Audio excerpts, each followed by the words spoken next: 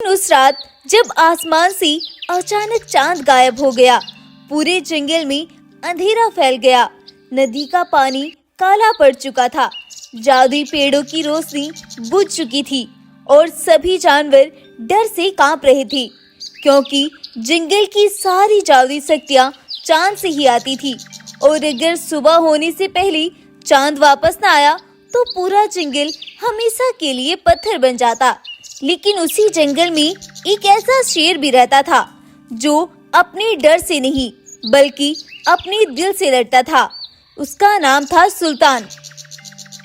सुल्तान अपने नाम के जैसे ही बहुत होशियार था। सुल्तान पूरे जंगल का सबसे बहादुर शेर था, लेकिन वह बाकी शेरों जैसे नहीं था। उसे लड़ाई करना बिल्कुल भी पसंद नहीं था। वह हमेशा अपने जंगल को शांत रखना चाहता था और अपने जंगल में खुशहाली चाहता था। वह हमेशा छोटे जानवरों की मदद करता था। अगर कोई पक्षी घायल हो जाता तो सुल्तान तुरंत उसे सुरक्षित जगह तक छोड़कर आता, और अगर कोई हिरण या अन्य जंगल का जानवर रास्ता भटक जाता तो सुल्तान उसे उसके परिवार तक पहुंचाता। इसीलिए जंगल के सभी जानवर उसे दिल से प्यार करते थे और उसे अपना रक्षक मानते थे। लेकिन उसी जंगल में एक बाघ भी रहता था, जिसका नाम था बाला। बाला बाघ बहुत ताकतवर था, लेकिन उसे लगता था कि दयालु जानवर कभी राजा नहीं बन सकते। वह हमेशा सुल्तान का मजाक उड़ाता था और कहता था, राजा वही बनता है जिससे पूरा जंगल डरे। अरे तुम क्या राजा बनोगे, तुम तो खुद ही जंगल के जानवरों से डरते हो। हा हा हा हा हा हा। देखना तुम, मैं ही इस जंगल का राजा बनूंगा। तुम थोड़े दिन रुक तो जाओ, फिर देखना मैं इस जंगल पर राज करूंगा, राज। लेकिन सुल्तान हमेशा बाला की बातों पर मुस्कुरा देता था और वहां से आगे निकल जाता था। ऐसे ही सब कुछ अच्छे से चल रहा था। एक रात अचानक पूरा आसमान काला हो गया और कुछ ही सेकंड में चांद गायब हो गया। पूरा जंगल अंधेरे में डूब चुका था। जानवर डरकर इधर-उधर भागने लगे। अरे ये क्या बला है, ये इतना अंधेरा क्यों हो गया? आज तो काली रात भी नहीं थी, फिर इतना अंधेरा कैसे? मुझे तो बहुत डर लग रहा है। तभी जंगल की सबसे बूढ़ी उल्लू एक पेड़ से नीचे उतरी और उसने कहा, जंगल का जादुई चांद किसी ने चुरा लिया है। अगर सुबह होने से पहले उसे वापस नहीं लाया गया तो जंगल खत्म हो जाएगा और जंगल का पत्थर बन जाएगा। यह सब सुनकर सुल्तान शेर आगे बढ़ा और बोला, मैं चांद को वापस लेकर आऊंगा। इसके लिए चाहे मुझे कुछ भी करना पड़े, मैं चांद को जरूर लेकर आऊंगा और आज सुबह होने से पहले पहले चांद वापस आएगा। पूरा जंगल हैरानी से सुल्तान को देखने लगा, क्योंकि जिस जगह चांद छिपाया गया था वहां से आज तक कोई वापस नहीं आया था। लेकिन सुल्तान फिर भी नहीं डरा और अकेला अंधेरे जंगल की तरफ निकल पड़ा। रास्ते में उसी जादुई पेड़ मिले जो इंसानों की तरह बातें कर रहे थे। फिर उसे चमकती आंखों वाला भेड़िया दिखाई दिया, लेकिन सुल्तान बिना डरे आगे बढ़ता गया। तभी अचानक एक गहरी खाई के पास उसकी मुलाकात बाला बाघ से हुई। बाला बाघ सुल्तान को देखकर जोर-जोर से हंसने लगा। तुम अकेले इस जंगल को बचा नहीं सकते, यह काम सिर्फ ताकतवर जानवर कर सकता है और तुम ठहरे पिद्दी से सेठ, तुम क्या ही वहां से ले आओगे? वहां सिर्फ तुम अपनी जान गवा कर आओगे। इसीलिए मैं तुमसे कहता हूँ वापस लौट जाओ। इसीलिए मैं तुमसे कहता हूँ वापस लौट जाओ। तुम्हारे हाथ वहां से कुछ नहीं लगेगा, सिर्फ तुम अपनी जान गवाओगे वहां जाकर। बाला बाघ की बात सुनकर सुल्तान शेर शांत आवाज में बोला, जंगल सिर्फ ताकत से नहीं बचता, दिल से बचता है और मेरा दिल साफ है।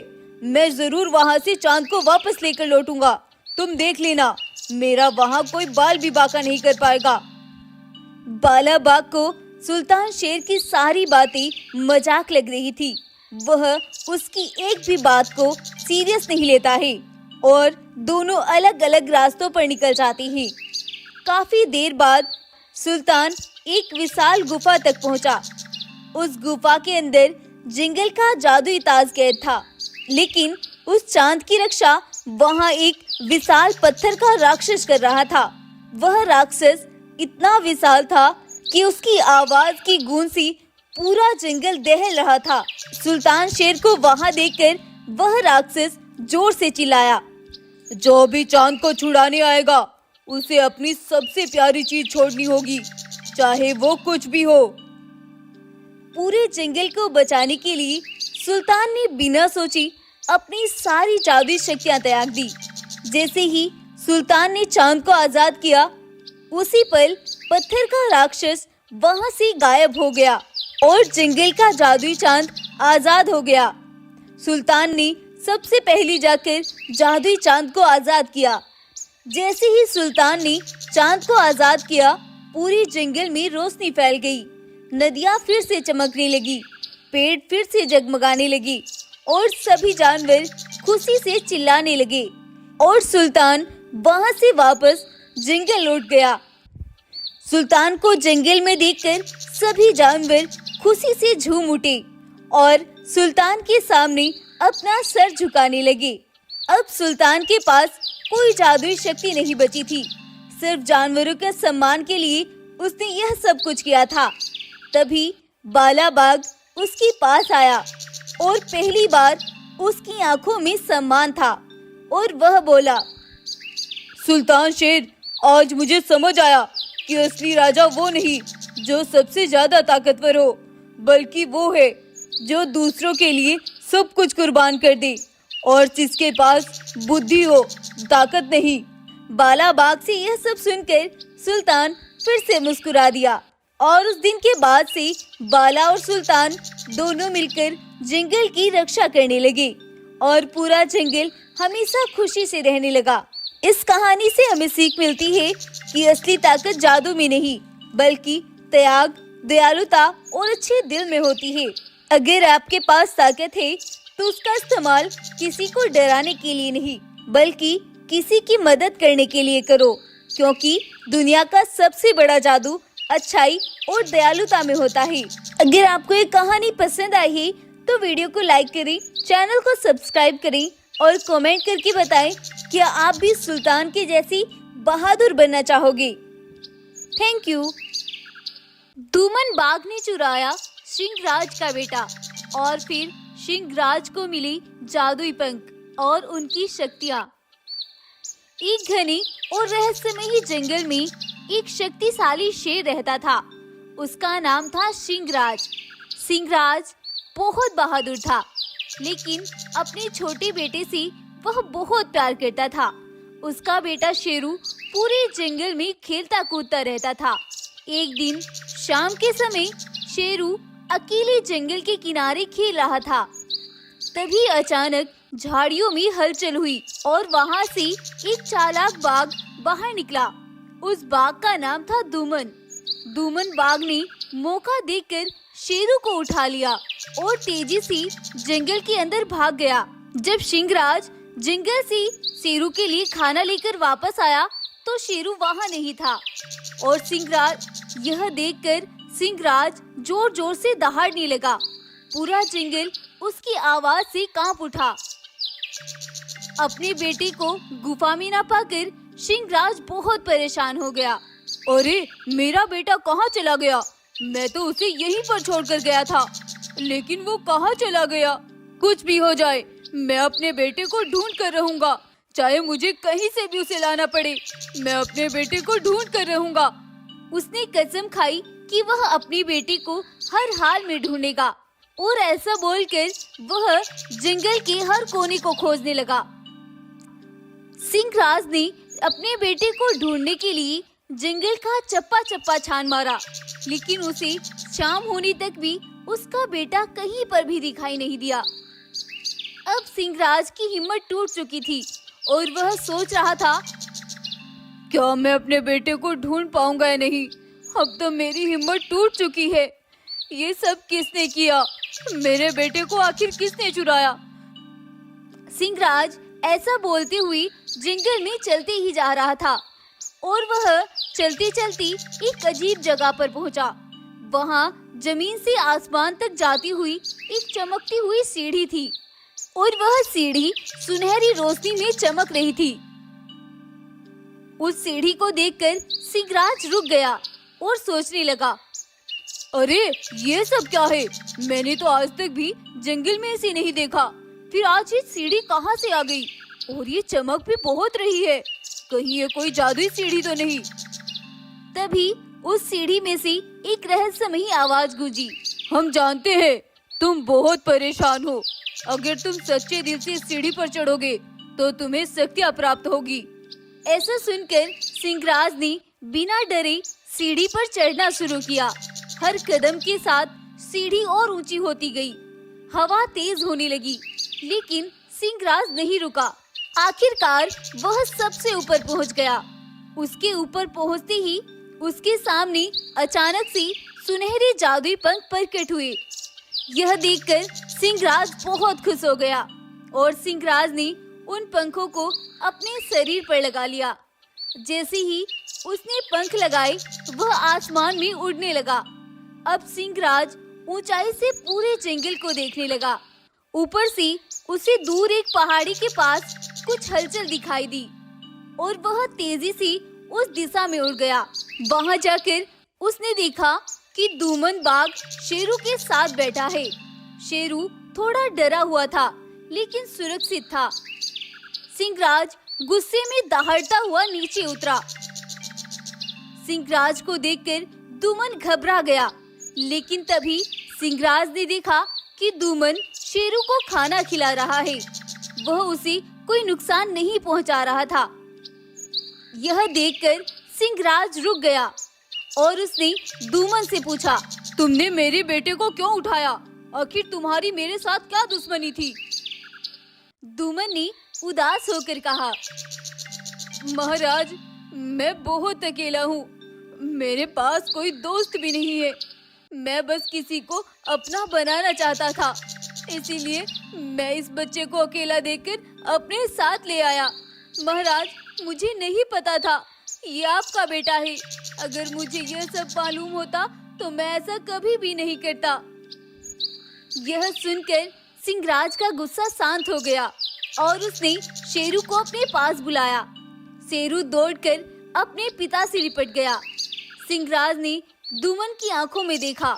वह समझ गया कि दूमन बुरा नहीं है, बस वह अकेला है। और सिंहराज ने कहा, दूमन, दोस्ती मांगी जाती है, छीनी नहीं जाती। तुमने ये बहुत गलत किया। अब दूमन को अपनी गलती का एहसास हो गया और उसने सिंहराज से माफी मांगी। सिंहराज ने भी उसे माफ कर दिया। उस दिन से दूमन और सिंहराज अच्छे दोस्त बन गए। शेरू भी दूमन के साथ खेलने लगा। जंगल में फिर से खुशियां लौट आई और सिंहराज के जादुई पंख उसकी हिम्मत और सच्चे दिल की निशानी बन गए। और ये कहानी यहीं पर खत्म हो गई। तो कैसी लगी आपको हमारी आज की कहानी? अगर आपको ये कहानी पसंद आई है तो प्लीज इस वीडियो को लाइक करें, शेयर करें और साथ ही हमारे चैनल को सब्सक्राइब भी जरूर कर लें। धन्यवाद। घने जंगल के बीच जहाँ सूरज की रोशनी भी मुश्किल से पहुँचती थी, वहाँ रहता था एक अनोखे शेरों का झुंड, रंगीन शेरों का झुंड। वह सभी शेर दिखने में बहुत खूबसूरत थे। यह शेर साधारण नहीं थे। इनके शरीर अलग अलग रंगों में चमकते थे, जैसे खुद प्रकृति ने इन्हें जादू से बनाया हो। हर शेर का रंग अलग था। कोई लाल जैसे आग, कोई नीला जैसे आसमान और कोई सुनहरा जैसे चमकता हुआ सूरज। यह सभी शेर मिलकर जंगल की रक्षा करते थे और जंगल के सभी जानवर इन्हें अपना रक्षक मानते थे। ऐसे ही सब अच्छे से चल रहा था। सबकी जिंदगी बहुत मजे से कट रही थी। एक दिन सब कुछ बदल गया। नदियाँ सूखने लगी, पेड़ मुरझाने लगे और धीरे धीरे पूरा जंगल भूखमरी का शिकार हो गया।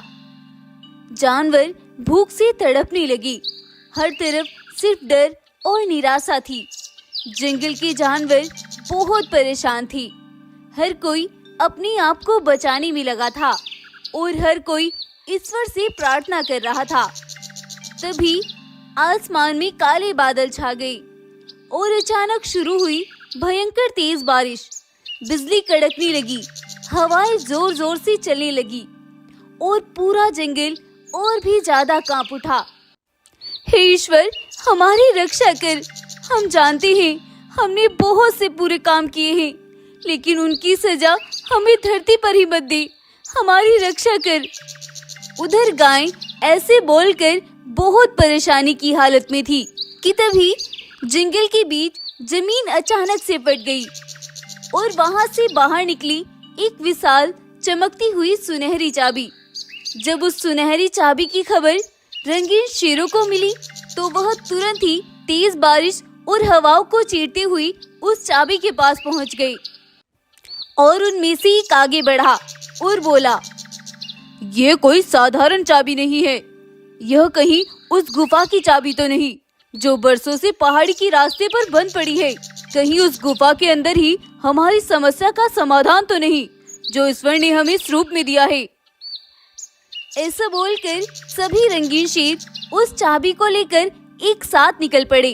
तेज बारिश के बीच अंधेरे रास्तों पर वो पहाड़ों को पार करती हुई और घने जंगलों से गुजरती हुई आखिरकार उस रहस्यमयी गुफा के पास पहुंच गई। गुफा के दरवाजे पर अजीब निशान बने थे।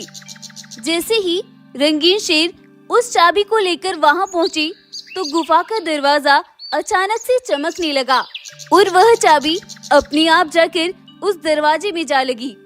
उस चाबी की लगते ही उस गुफा का दरवाजा धड़ाम से खुल गया और अंदर का नजारा बहुत ही अद्भुत था। यह देखकर रंगीन शेर बहुत खुश हो गए। उस गुफा के अंदर ढेर सारा खजाना रखा हुआ था और साथ ही एक जादुई ताज भी था जो कि सोने के जैसे चमक रहा था। यह देखकर रंगीन शेरों की आंखें चमक उठी और उनमें से एक बोला, अरे ये सब क्या है? ये तो हमारे जंगल की सारी समस्या खत्म कर सकता है। ईश्वर ने हमारे लिए ये सब किया है। चलो जल्दी से चलते हैं और इसमें से थोड़ा खजाना लेकर जंगल में जाते हैं और जंगल के जानवरों की समस्या का हल करते हैं। यह कहकर सभी रंगीन शेर आगे बढ़े और उस गुफा से थोड़ा सा खजाना लेकर अपने जंगल वापस आ गए। और सुबह होने पर जब बारिश रुकी तो उस खजाने को सभी जंगल के जानवरों में बांट दिया, जिससे भूखे जानवरों को खाना मिला। सूखी नदियाँ फिर से बहने लगी और जंगल फिर से हरा भरा हो गया। अब कोई भी जानवर भूखा नहीं था। अब जंगल की सारी समस्या हल हो चुकी थी और जंगल फिर से खुशहाल हो गया था। इस कहानी से हमें सीख मिलती है, असली ताकत उसमें नहीं जो खजाने को अपने पास रखे, बल्कि उसमें है जो उसे सबके साथ बांटे और सबकी समस्या का समाधान करे। तो कैसी लगी आपको हमारी आज की कहानी? अगर आपको ये कहानी पसंद आई है तो प्लीज इस वीडियो को लाइक करें, शेयर करें और हमारे चैनल को सब्सक्राइब भी जरूर कर लें। धन्यवाद। शेर और बाघ की दोस्ती और जादुई ताज। बहुत समय पहले एक घने जंगल में एक ताकतवर शेर और एक तेज तर्रार बाघ रहता था। दोनों ही जंगल के सबसे शक्तिशाली जानवर थे, लेकिन अजीब बात यह थी कि वह दुश्मन नहीं बल्कि बहुत अच्छे दोस्त थे। शेर का नाम सिंहराज था और बाघ का नाम बागीर। दोनों साथ मिलकर शिकार करती, साथ घूमती और जंगल के बाकी जानवरों की रक्षा करते थे। जंगल के जानवर भी उनकी दोस्ती की मिसाल देते थे। एक दिन जंगल में एक बूढ़ा साधु भालू आया। उसने सब जानवरों को बुलाकर कहा, इस जंगल में कहीं पर एक जादुई ताज छिपा हुआ है। जो भी सच्चे दिल और नेक इरादे वाला होगा वही उस ताज का हकदार बनेगा। मैंने दूसरे जंगल से यह बात सुनी है और मैंने सुना है वही पूरे जंगल पर राज भी करेगा। यह सुनकर कई जानवर उस ताज को ढूंढने के लिए निकल पड़े। शेर और बाघ भी ताज की खोज में जंगल के अंदर गहरे पहाड़ों की ओर चल पड़े। रास्ते में उन्हें कई कठिन परीक्षाएं मिली। पहली परीक्षा में एक घायल हिरण रास्ते में पड़ा मिला। शेर और बाघ दोनों जादुई ताज ढूंढने की जल्दी में थे, लेकिन उन्होंने पहले हिरण की मदद की और उसे सुरक्षित जगह पहुंचाया। उस हिरण की मदद करने के बाद उनके सामने एक जादुई गुफा खुल गई। उसे देखकर वह दोनों हैरान हो गए। उसके अंदर चमकता हुआ जादुई ताज रखा था, लेकिन जैसे ही वह दोनों अंदर गए, उस जादुई गुफा के अंदर एक आवाज गूंजी, सिर्फ वही इस ताज को पहन सकता है जिसका दिल सच्चा हो और जो लालच से दूर हो। यह सुनकर शेर ने बाघ से कहा, दोस्त तुम पहन लो, तुम ज्यादा बहादुर हो। मैं शायद इस ताज को संभाल ना पाऊं, और लेकिन मुझे यकीन है कि तुम इस ताज का अच्छे से इस्तेमाल करोगे। यह सुनकर बाघ बोला, नहीं दोस्त, तुम जंगल के लिए ज्यादा सही राजा हो, तुम्हें ही यह ताज पहनना चाहिए। और तुमने सुना नहीं, शेर ही जंगल का राजा होता है। दोनों एक दूसरे को ताज पहनाने की कोशिश करते रहे। तभी अचानक ताज हवा में उड़ गया और वह और भी ज्यादा चमकने लगा और उसमें से आवाज आई, तुम दोनों का दिल सच्चा है, इसीलिए यह ताज तुम दोनों का है। अब से तुम दोनों मिलकर इस जंगल की रक्षा करोगे। मैंने तुम्हें देख लिया, तुम दोनों बहुत सच्चे हो और तुम्हारा दिल बिल्कुल साफ है, इसीलिए तुम दोनों ही इस जादुई ताज के हकदार हो। यह सुनकर वह दोनों बहुत खुश हो गए और उस ताज को लेकर अपने जंगल वापस आ गए। जंगल के सभी जानवर जादुई ताज को देखकर बहुत खुश थे। उस दिन से शेर और बाघ दोनों मिलकर जंगल के राजा बन गए। उनकी दोस्ती और न्याय से जंगल में हमेशा शांति बनी रही और जंगल बहुत खुशहाल हो गया। इस कहानी से हमें सीख मिलती है, सच्ची दोस्ती और नेक दिल इंसान को सबसे बड़ा बना देती है और दोस्ती एक वो रिश्ता है जो बिल्कुल अटूट होता है। तो कैसी लगी आपको हमारी आज की कहानी? अगर आपको ये कहानी पसंद आई है तो प्लीज इस वीडियो को लाइक करें, शेयर करें और हमारे चैनल को सब्सक्राइब भी जरूर कर लें। धन्यवाद।